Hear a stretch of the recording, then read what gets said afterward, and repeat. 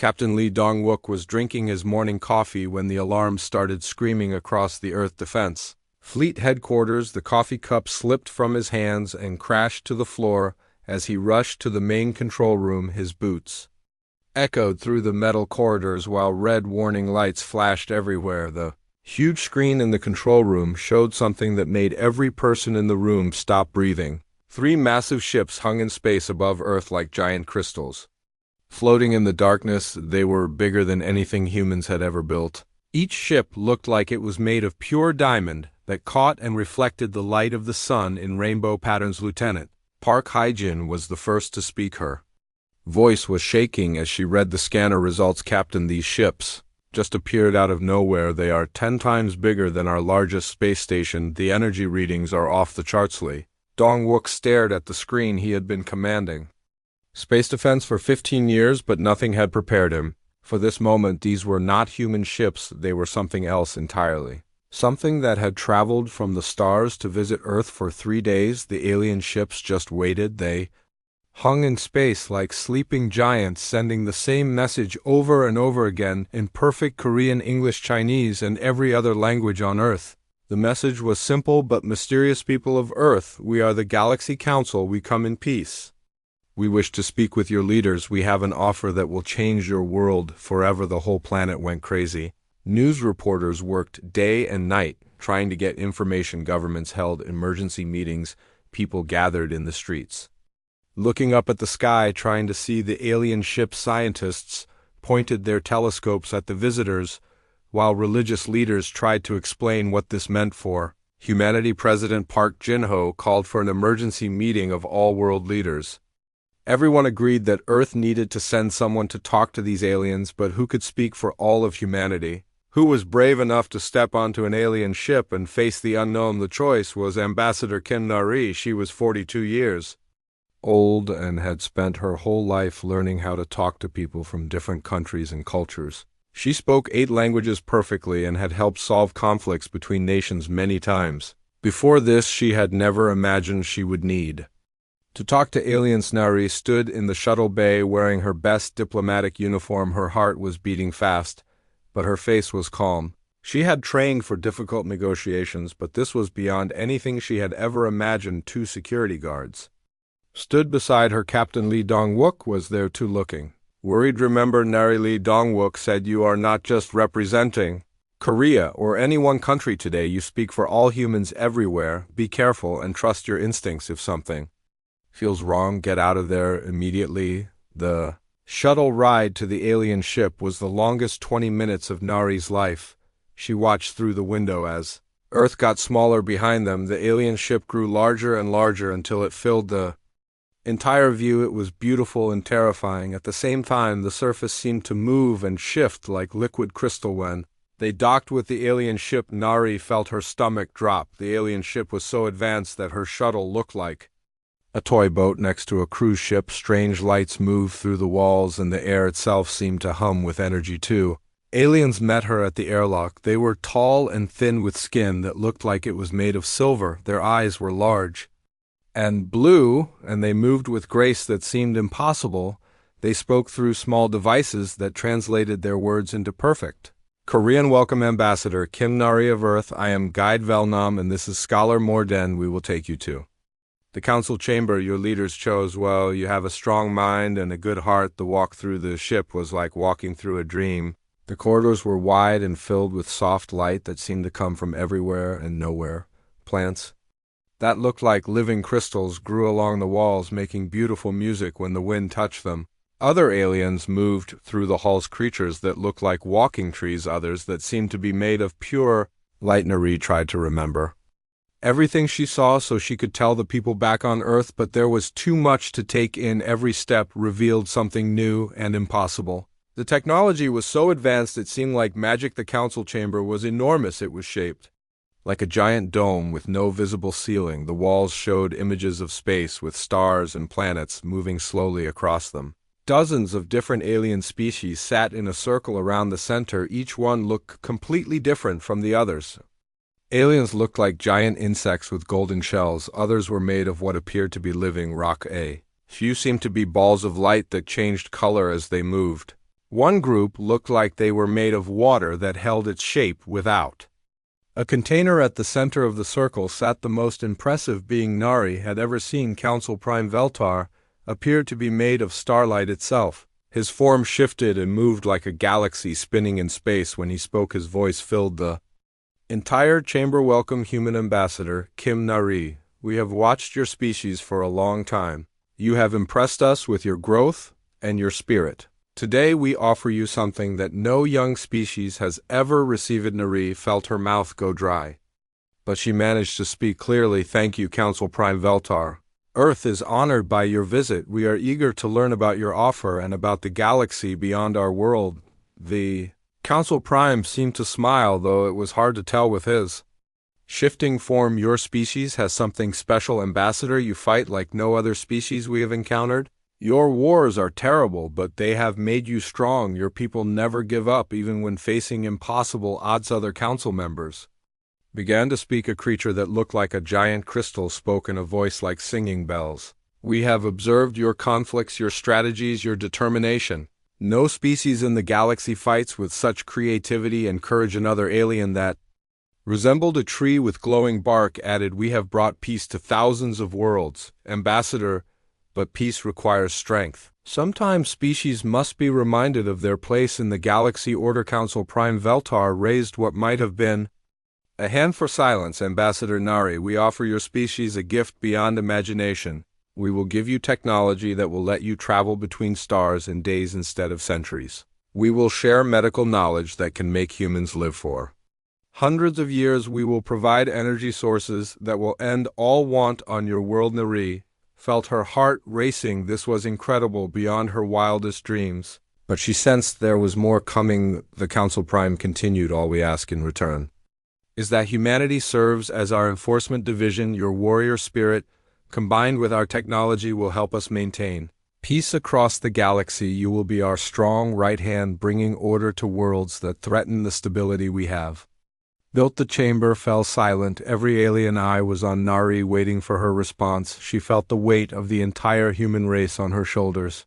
This was not just about technology or travel to the stars. This was about what humanity would become. Nari took a deep breath and spoke carefully. This is a generous offer, Council Prime Veltar, but such an important decision cannot be made quickly. Earth's leaders will need time to consider all aspects of your proposal. Of course, Veltar replied, we understand. The magnitude of what we offer your species will have 7 of your days to decide. We will wait in orbit for your answer. As Nari prepared to leave the chamber, she felt a chill run down her spine. She had heard the offer, but she had also heard what they really wanted. They wanted humanity to become their personal army, their weapon to use against anyone who opposed them. The shuttle ride back to Earth felt different now. Nari stared out at the stars, knowing that somewhere out there other species were watching, waiting to see what humanity would choose. She carried with her the power to change everything, but also the terrible knowledge of what that change might cost. When she landed back on Earth, the first thing she did was call President Park Jin-ho. They want to make us their soldiers, she told him. They offer us the stars, but only if we agree to fight their wars. The president was quiet for a long moment, then he said, we have 7 days to decide the future of our species. God help US make the right choice. Nari looked up at the alien ship still hanging in the sky above Earth. In 7 days humanity would give their answer, and that answer would echo across the galaxy forever. The news of the alien offer spread across Earth faster than wildfire. Every television channel, every radio station, every internet site carried the same incredible story. The Galaxy Council had offered humanity the stars themselves, but at a price that made many people feel sick to their stomachs. President Park Jin-ho did not sleep for 2 days after Ambassador Kim Nari returned from the alien ship. He sat in his office in Seoul, staring at reports from every government on Earth. Everyone wanted to know what South Korea thought, what America thought, what China thought, what Europe thought. The whole world was asking the same question: should humanity accept or refuse? The emergency session of the United Earth Assembly was unlike anything in human history. Representatives from every nation on Earth gathered in the Great Hall in New York City. The room was packed with people who held the fate of humanity in their hands. Outside the building, millions of protesters chanted and waved Some signs said yes to the stars, others said freedom first. General Choi Minho was the first to speak to the assembly. He was a tall man with gray hair and scars on his face from the border wars 10 years ago. He stood at the podium and his voice filled the room like thunder. My fellow humans, he said, this is the chance we have waited for since we first looked up at the stars. The Galaxy Council offers us technology beyond our wildest dreams. We can cure cancer, we can end hunger, we can live for centuries, we can travel to other worlds in days instead of lifetimes. The general pointed to the screens, showing images of the alien ships. Their technology is millions of years ahead of ours. We are like children playing with sticks, while they have nuclear weapons. If we refuse this offer, we might never get another chance. The universe is dangerous, and we need their protection. Many people in the assembly nodded their heads. The promise of advanced technology was tempting. Earth still struggled with disease and poverty and war. Even with all their progress, humans still died too young and suffered too much. The alien offer could end all of that, but then Dr. Yoon So Young stood up to speak. She was a small woman with kind eyes, but when she spoke, her voice was like steel. She had spent her life studying physics and philosophy, and she saw something that others miss. Friends, she said, I have spent days studying the technology samples the council gave us as proof of their good intentions. What I found should terrify every human on this planet. Dr. Yoon activated a holographic display that showed the internal structure of the alien devices. Inside the beautiful technology were hidden programs, subtle control systems that could influence human thoughts and behavior. This is not a gift, she said, her voice growing stronger. This is a collar. They are offering us a leash made of gold and diamonds, but it is still a leash. Once we accept their technology, we will never be free again. They will control how we think, how we act, how we live. The assembly erupted in shouting. Some people called Dr. Yoon a fool. Others said she was brave to speak the truth. The debate raged for hours while the alien ships waited patiently in orbit above them. Meanwhile, in a secret laboratory beneath the Seoul Institute of Technology, engineer Han Seok-jin worked without rest. He was one of the few people allowed to study the alien technology samples, and what he discovered made his blood run cold. The technology was incredible, that much was true, but hidden deep in its programming were control codes that could shut down human weapons, make human soldiers obey alien commands, and even influence human emotions. The aliens had not lied when they said they wanted humans as their army, but they had not mentioned that human soldiers would have no choice in the matter. Han Seok-jin called his assistant, Park Min-soo, into the lab. Look at this, he said, pointing to lines of alien code. This technology does not just make us stronger, it makes us slaves. Every piece of equipment they give us will have these control systems built in. Park Min-soo stared at the screen in horror. But why would they do this? We are offering to help them voluntarily. Han Seok-jin shook his head, because they know that humans who choose to fight can also choose to stop fighting. But slaves fight until they die. They want warriors who will never question orders, never refuse a mission, never think for themselves. Across the city, young activist Lee Mi-sun was organizing the largest protests in human history. She was only 25 years old, but she had a gift for making people listen to her. She stood on a platform in the middle of Seoul, speaking to hundreds of thousands of people. My fellow humans, she shouted, her voice carrying across the crowd. We did not crawl out of caves and build cities and reach for the stars just to become someone else's pets. We are not for sale at any price. The crowd cheered and chanted, freedom first, freedom first. A chant spread to other cities, other countries, until millions of people around the world were saying the same words. Lee Mi-sun continued, our ancestors fought for freedom from kings and emperors and dictators. Are we going to give up everything they died for just because these new masters offer us shiny toys? We are human beings, not attack dogs. But not everyone agreed with the protests. In the wealthy districts of major cities, people held counter-rallies. They pointed to the alien ships and said, why should we struggle and suffer when we could have paradise? The aliens offer us immortality, and we worry about freedom. What good is freedom if we die young and poor? The debate split families and friendships. In one house in Tokyo, a father argued with his son about accepting the offer. In a restaurant in Paris, friends stopped speaking to each other over the choice. In a small village in Kenya, an old woman told her grandchildren that freedom was worth more than any gift. President Park Jin Ho met with other world leaders in emergency video conferences. President Chun of China wanted to accept the offer immediately. President Johnson of America was unsure. Prime Minister Singh of India worried about the hidden control systems. Chancellor Mueller of Germany thought they should negotiate for better terms. The discussions went on for days and nights. World leaders who usually disagreed about everything found themselves split. Right down the middle, half wanted to accept the alien offer, half wanted to refuse it, and a few wanted to try to change the terms. During one particularly heated conference, President Chun slammed his hand on the table and shouted, "We are being offered the greatest gift in human history, and you want to throw it away because you are afraid of losing control." Control of what? Control of our small planet while the galaxy moves on without us. But President Johnson responded, "What is the point of gaining the galaxy if we lose our souls? These aliens want to turn us into their weapon.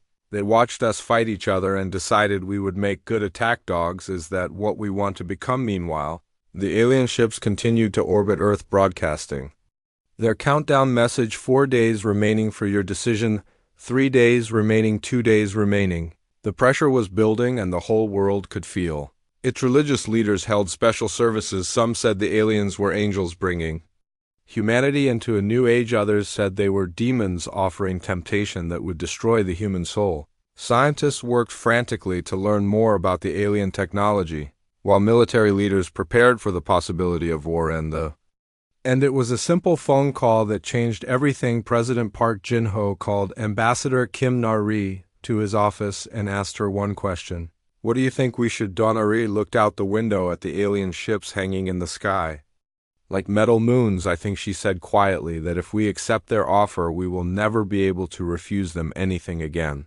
They will own us completely, and once we belong to them, we will never be free again." The president nodded slowly. "Then we know what we must do." The next morning, Ambassador Kim Na-ri prepared to return to the alien ship one final time. She carried with her the decision of all humanity, a choice that would echo through the galaxy for generations to come. The whole world watched as her shuttle lifted off from Earth, heading toward the aliens who waited to hear humanity's answer. As she flew toward the crystal ships, Na-ri felt the weight of history on her shoulders.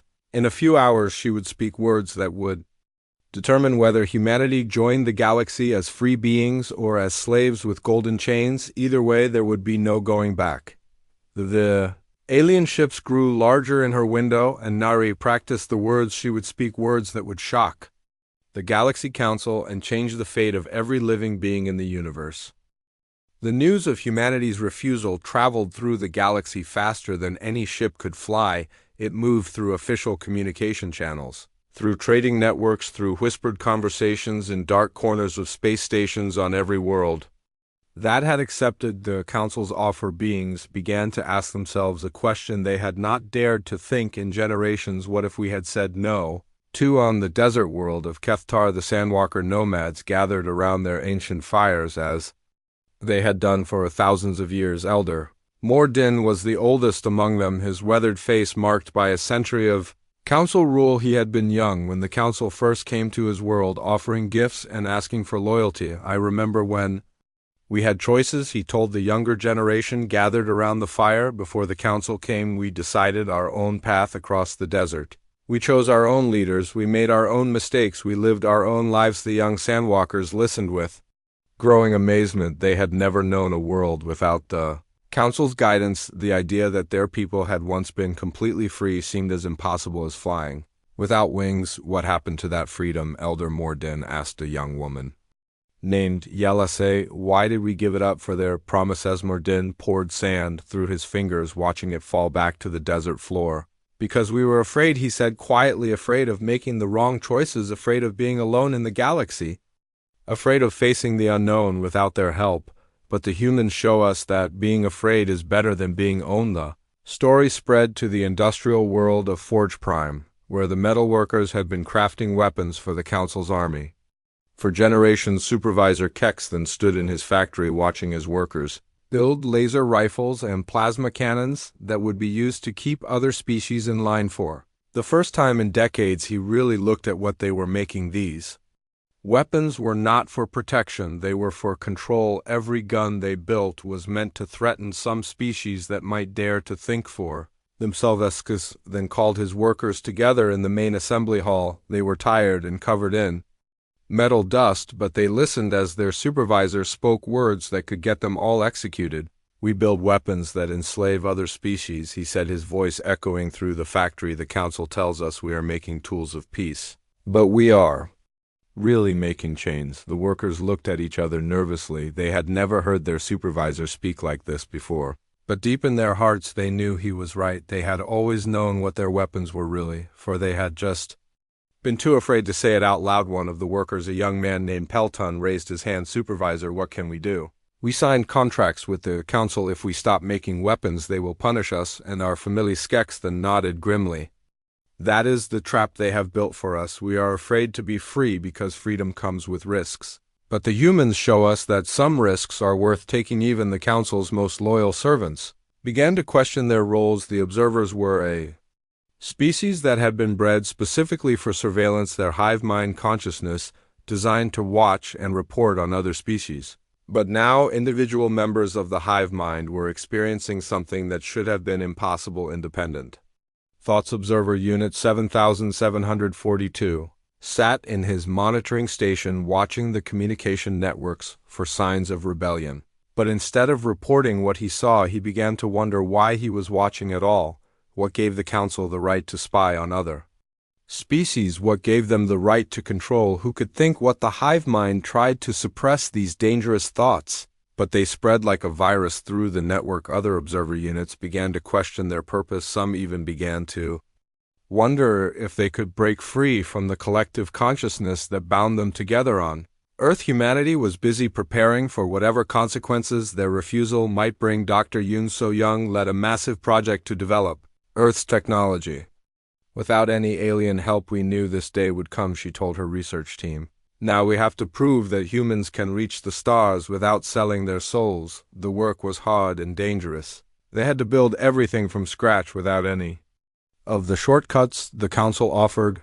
But every breakthrough felt like a victory, not just for science, but for human independence. Captain Lee Dong-wook worked day and night to strengthen Earth's defenses. His engineers stripped every piece of council technology from their ships and replaced it with human-made equipment. It was primitive compared to alien technology, but it was theirs, and no one could control it remotely. "We might not win a direct fight against the council," he told his officers during a briefing, "but we will make sure they remember what it costs to attack a free species." Meanwhile, young activist Lee Mi-sun continued organizing protests around the world, but now her message was different.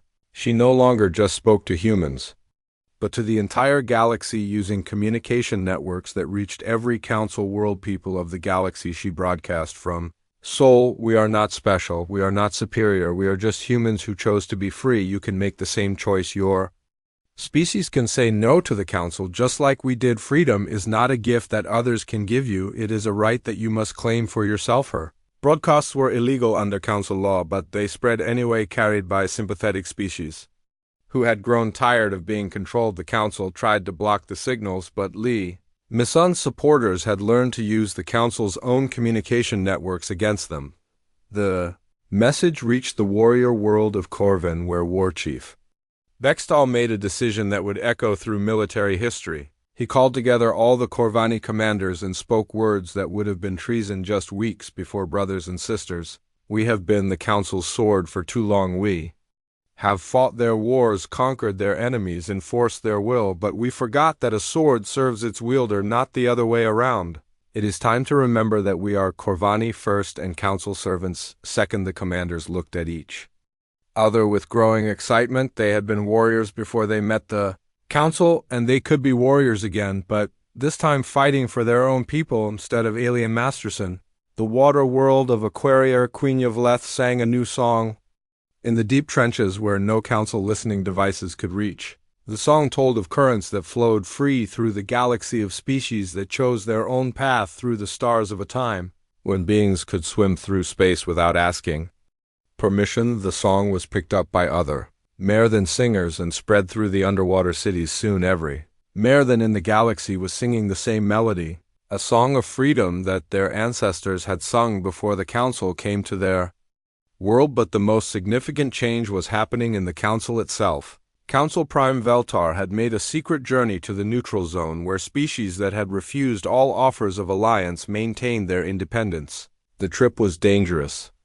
If other council members discovered it, he would be branded a traitor. The Wanderers were ancient beings who had traveled the galaxy for millions of years, always moving, always free. They had refused every offer of alliance from every galactic power that had ever existed. Their leader, Driftwine, met Veltar on a small moon at the edge of known space. You are learning what we have always known. Driftwine told the Council Prime true strength comes from within, not from technology or control. The humans understand this even if they are young and inexperienced. Veltar's starlight form flickered with confusion, but without control, how can there be order? Without order, how can there be peace? Driftwine smiled with ancient wisdom. Order that comes from fear is not peace, it is just delayed war. Real peace comes when beings choose to cooperate because they want to, not because they have to.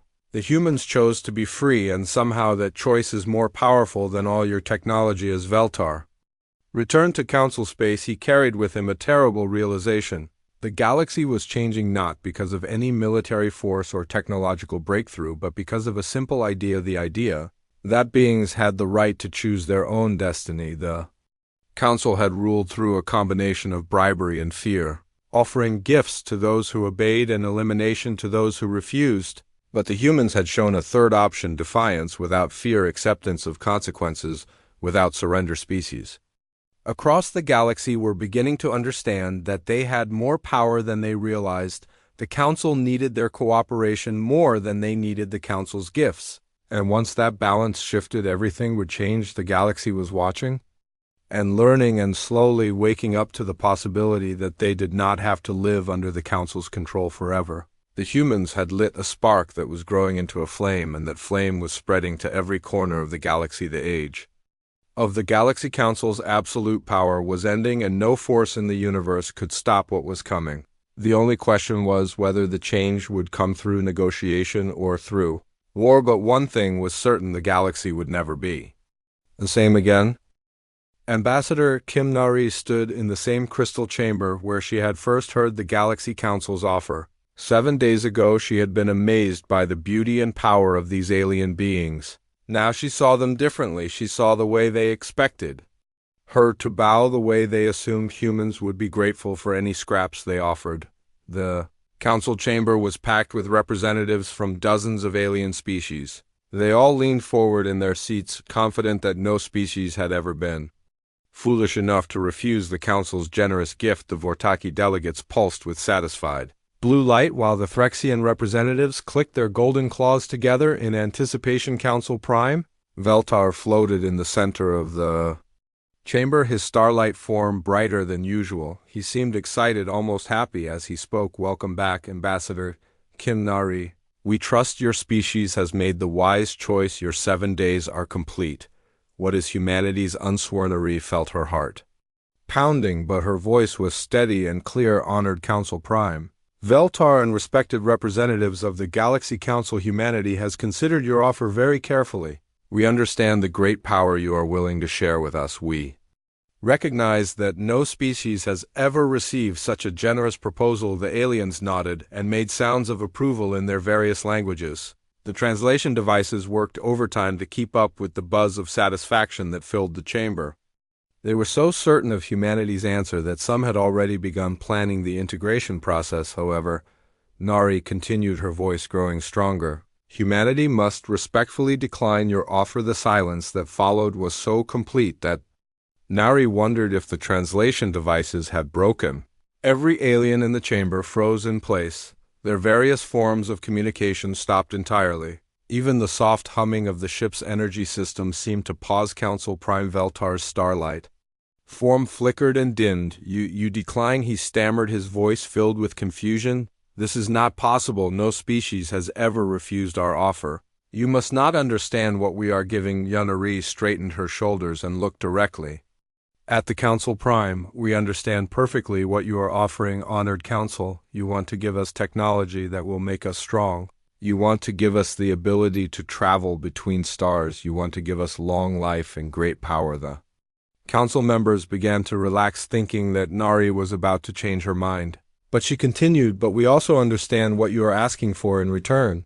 You want us to become your army, your soldiers, your weapon to use against any species that disagrees with your idea of order." The Vortaki delegate's crystal form suddenly flashed angry red light, while the Threxian representative's golden shell darkened to a threatening bronze color. Other aliens began making agitated sounds in their native languages, filling the chamber with a chaos of alien voices. "You misunderstand the nature of our offer," said a council member who looked like a living tree with silver bark. "We bring peace to the galaxy. Young species like yours always fight among themselves. We offer you a higher purpose, a chance to help maintain order across the star." Nari shook her head. "We have seen your technology samples. Council member, we know about the control systems hidden in your gifts. We know that once we accept them, we will never be able to refuse your orders again. You are not offering us partnership, you are offering us slavery with a beautiful disguise." The chamber erupted in chaos. Some aliens stood up from their seats, others began arguing among themselves in languages that made the air vibrate with strange sounds. The peaceful order of the council session dissolved into something that looked more like a riot council. Prime Veltar's form pulsed with waves of different colors as he struggled to regain control. "Silence," he commanded, his voice echoing through the chamber like thunder. "You do not understand the consequences of this decision, Ambassador. The galaxy is full of dangers that would destroy your species without our protection." Nari felt a chill run down her spine, but she held her ground. "Then we will face those dangers as free humans, not as your servants. We would rather struggle and grow on our own than surrender our freedom for the promise of safety. But you are making a mistake. That will cost your species everything," another council member hissed. This one looked like a giant sea creature with tentacles that writhed in agitation. "Without our guidance, species destroy themselves. Your violent nature will be your downfall." Nari smiled for the first time since entering the chamber. "Perhaps our violent nature is exactly why we will never let others control us. We would rather die free than live as slaves, no matter how comfortable that slavery might be." Council members looked at each other in complete bewilderment. They had ruled the galaxy for thousands of years, and no species had ever challenged their authority like this. They had forgotten what it felt like to be refused, to be defied, to be told no. Council Prime Veltar made one final desperate attempt. "Ambassador, please reconsider. We are not your enemies. We are trying to save you from yourselves. Every species that has joined us has found peace and prosperity. Those that have refused us have faced extinction." Rea turned to look at all the council members one by one. "You say every species that refused you faced extinction," she said quietly. "But I wonder how many of those species actually chose extinction over serving you, and I wonder how many you helped along." The way the accusation hit the chamber like a bomb, several council members shifted uncomfortably in their seats while others began whispering among themselves. It was clear that Nari had touched on something the council preferred not to discuss. "We offer you one final chance," Veltar said, his voice now containing a note of threat. "Accept our offer and join the galactic community as our honored servants. Refuse and face the dangers of the universe alone. Your choice will determine whether humanity survives or becomes another extinct species." Nari looked around the chamber one last time, memorizing the faces of beings who believe they own the galaxy. Then she spoke words that would be remembered throughout the universe for generations to come. "We choose freedom," she said simply. "We choose to make our own mistakes and learn from them.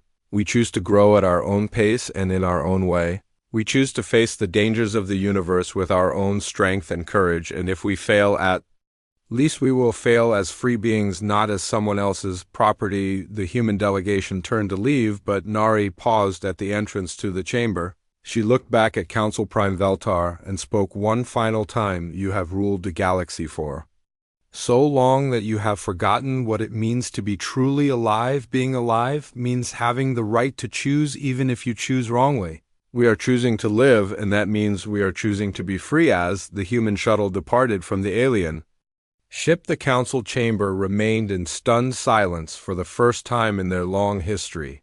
They had been rejected, not just refused, but challenged in a way that shook the very foundations of their power. Council Prime Veltar stared at the view screen, showing the human shuttle growing smaller as it returned to Earth for the first time in his existence. He felt something he had never experienced before: doubt about whether the Council was really bringing peace to the galaxy or just a very beautiful form of slavery. The other Council members began to argue among themselves, some demanding immediate punishment for humanity's insolence, others worrying about what would happen if other species heard about this refusal.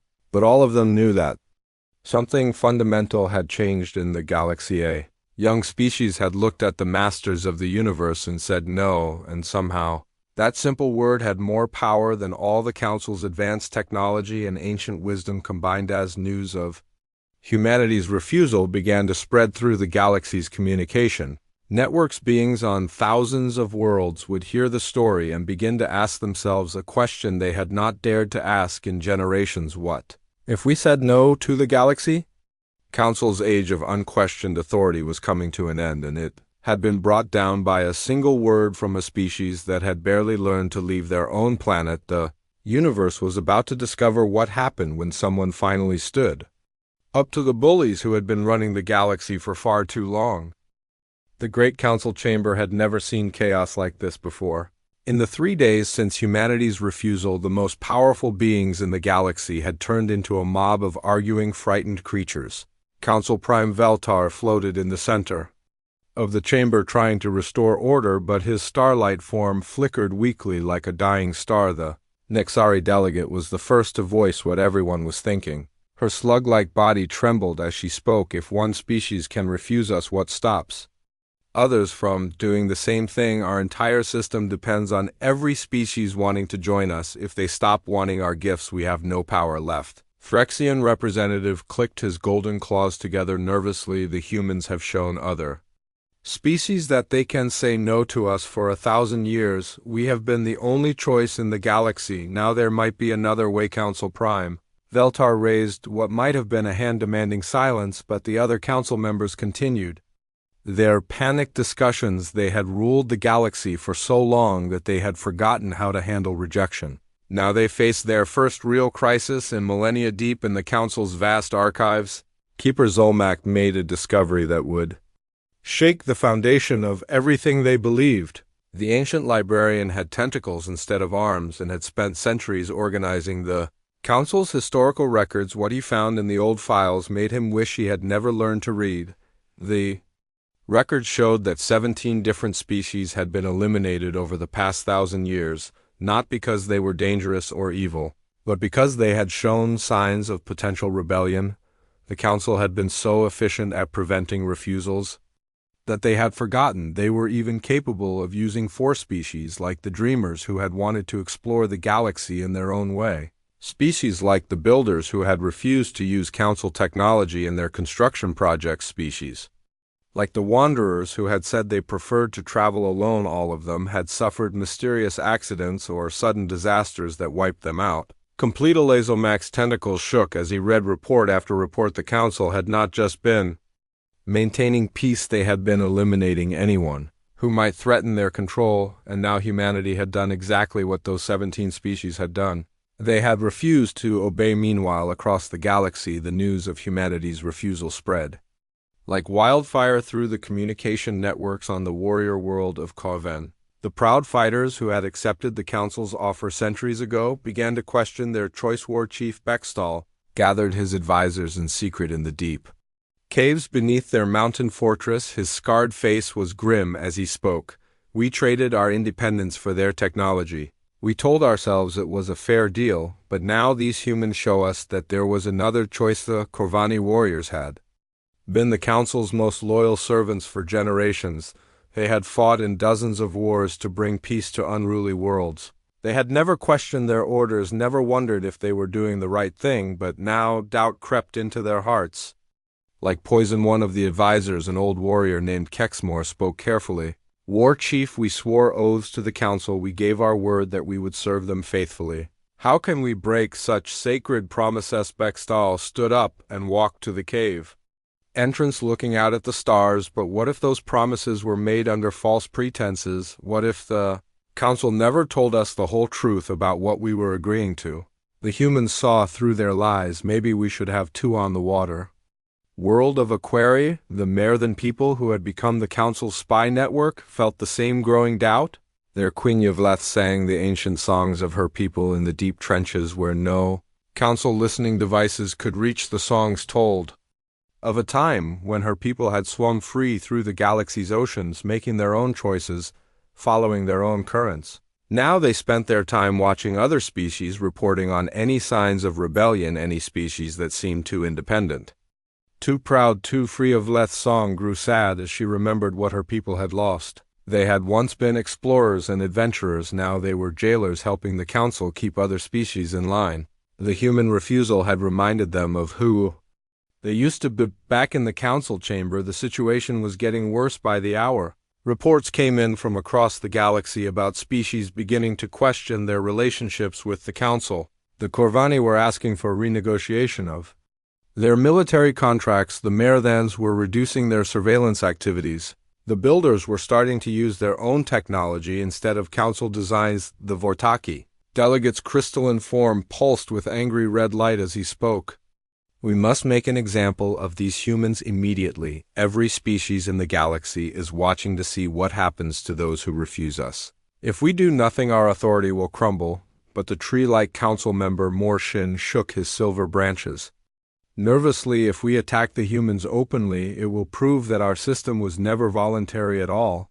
Every species will know that we rule through fear, not through generous gifts. Council Prime Veltar felt something he had never experienced before. The cold touch of fear. The galaxy that had seemed so orderly and peaceful was beginning to crack apart, and it was all because one young species had the courage to say, "No." The Nexari delegate made the observation that terrified everyone. We have been so successful at preventing rebellions that we have forgotten how to handle them. We eliminated potential rebels before they could become actual rebels.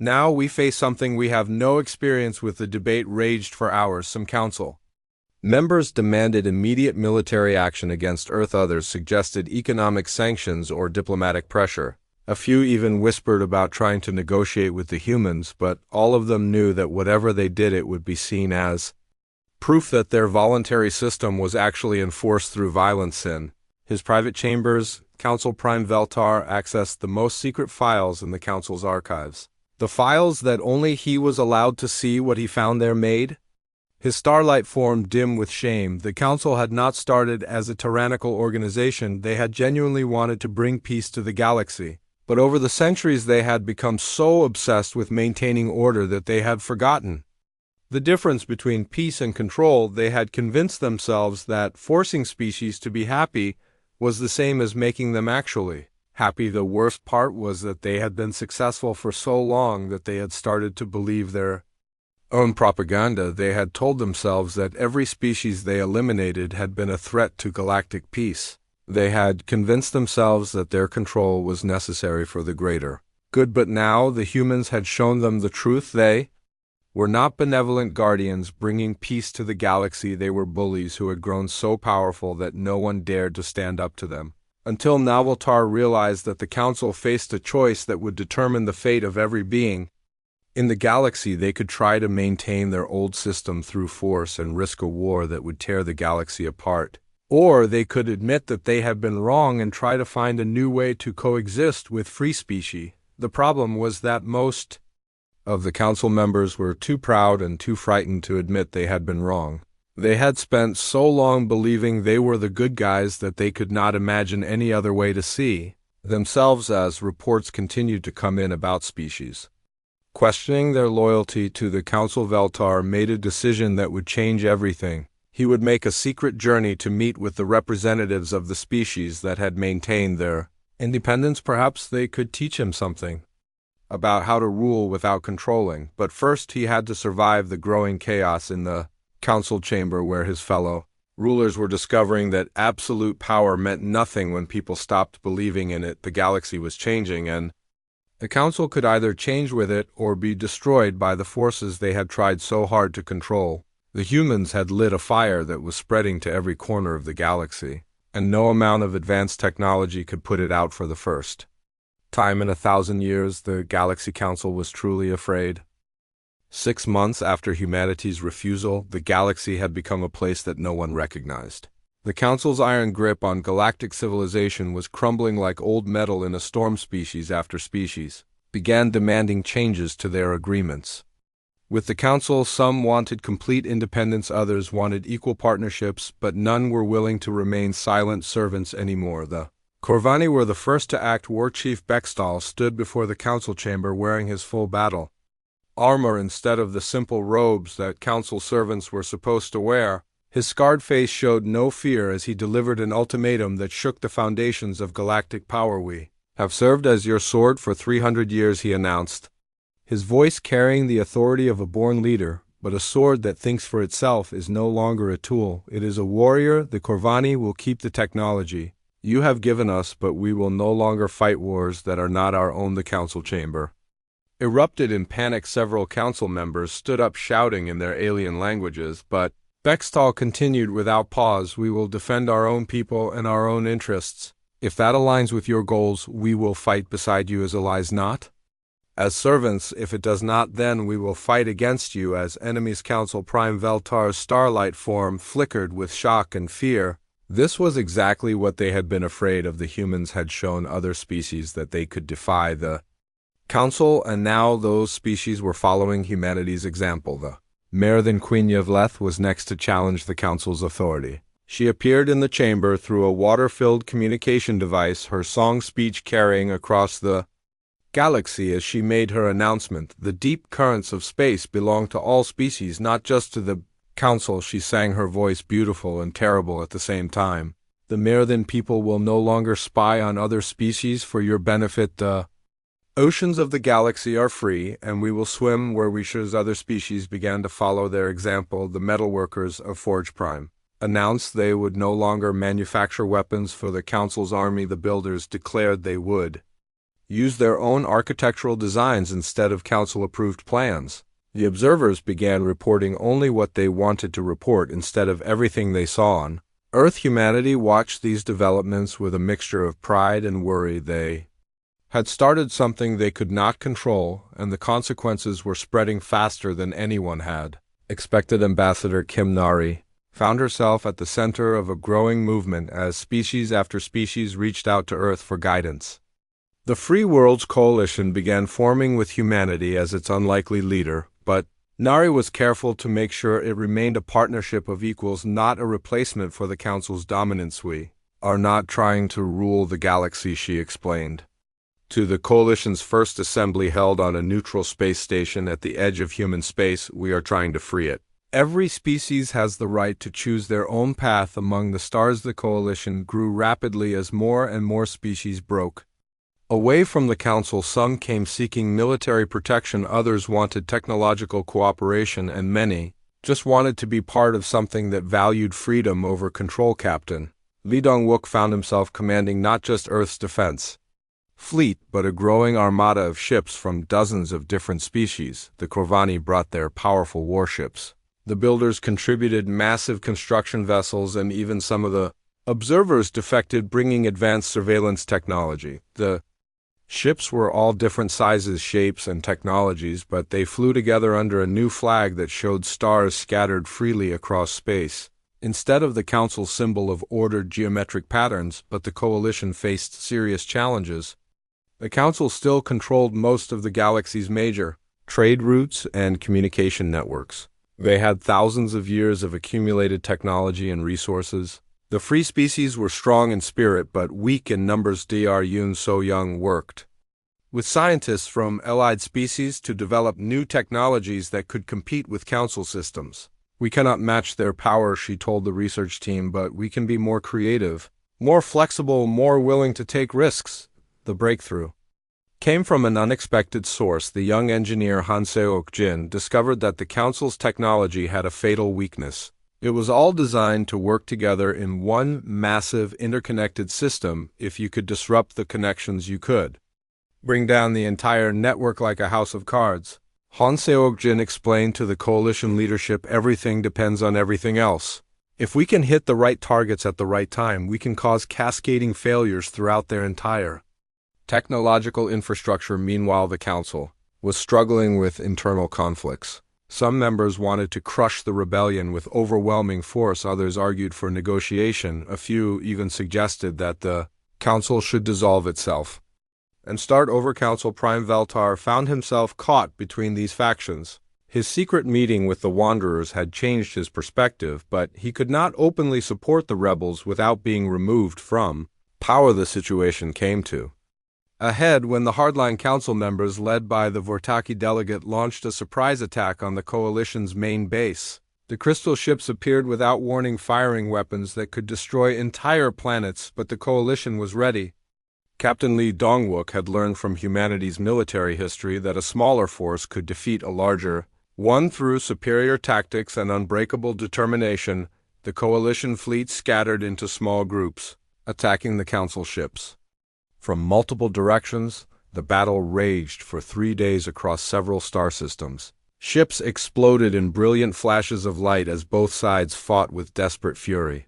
But the coalition had something the council forces lacked. They were fighting for their freedom while the council troops were fighting because they had been ordered to. The turning point came when several council ships switched sides in the middle of battle. Their crews had heard the coalition's message of freedom and decided they wanted to be free too. The crystal ships that had seemed so beautiful and terrifying suddenly looked like prisons to those who served aboard them. When the smoke cleared, the coalition had won their first major victory against the council, but more importantly, they had proven that the council's forces were not invincible, that their technology could be beaten by courage and determination. The news of the coalition's victory spread throughout the galaxy like a supernova. Species that had been afraid to challenge the council suddenly found the courage to stand up for themselves. Rebellions broke out on dozens of worlds as beings who had lived under council control for generations finally said enough. Council Prime Veltar knew that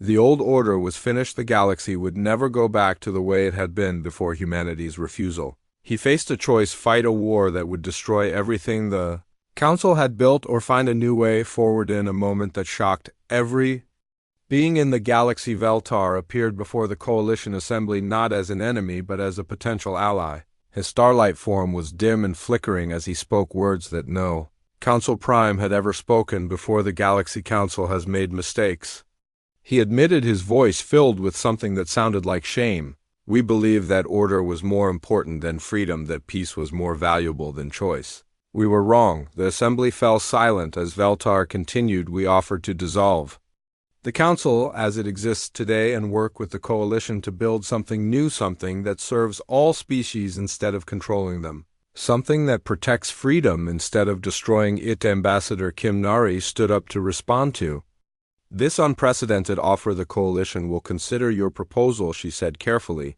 but any new alliance must be based on equality, not domination. Every species must have an equal voice regardless of their size or technological advancement.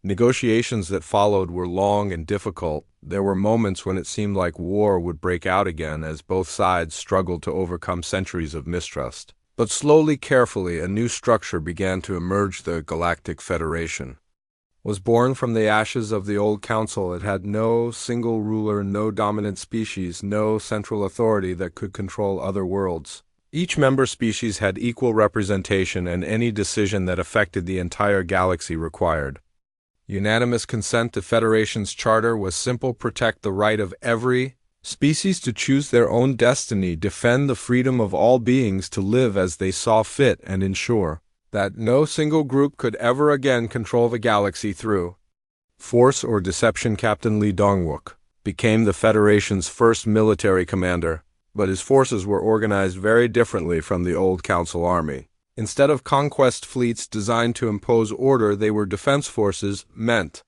to protect freedom. The galaxy that emerged from this transformation was messier, more chaotic and infinitely more alive. Species that had been silent for centuries began exploring the stars again, developing their own technologies, pursuing their own dreams. Earth's first independent colony ships launched toward distant stars, carrying with them the hopes and dreams of a species that had chosen freedom over security. The colonists were volunteers who knew they might face unknown dangers, but They went anyway because they were free to choose. As the ships disappeared into hyperspace, Ambassador Kim Nari stood on the observation deck of the space station that had become the